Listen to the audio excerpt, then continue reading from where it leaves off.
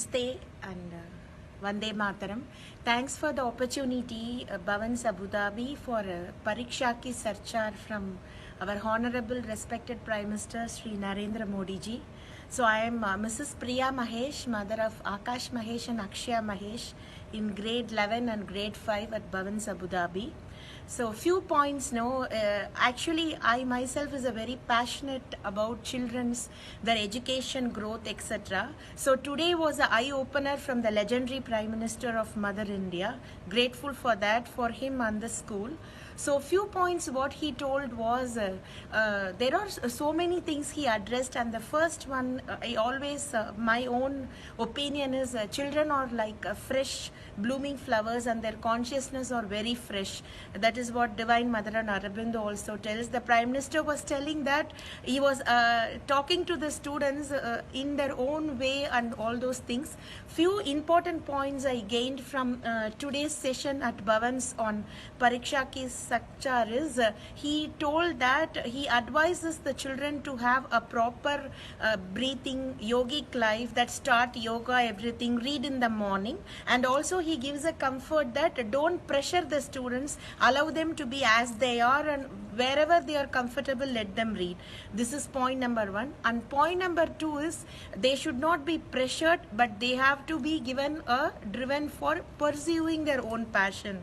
That is he told the second thing. And the third thing is they are like spring, okay? So you can only expand the spring into its capacity. If you go beyond, no, it will break. Like that, you please teach the children, or you give the pressure to the children, or you then expect from the children according to their capabilities.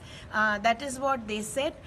He said, and it was a brilliant eye-opener. And very, very important thing is a technology-driven community and world we are in. So for that, what he was addressing is the technology should not drive the student, but the student should use wiser use of the technology. Like in previous days, we do not know when the train is coming, you go platform to platform, and nowadays it has been replaced with aircrafts, right? Now there are windows on top of every railway station in Bharat, India, so there you can learn. So like that, you have to use smart use of the technology. And how to keep away from the social media addiction or technology is a wiser point for me myself. Is he says that you create a door of no device room, no device area in your own family. So you take a simple oath and you write it down that 1 to 2 hours or 3 hours in the whole family or as a student, I will be away from the technology without any device or anything.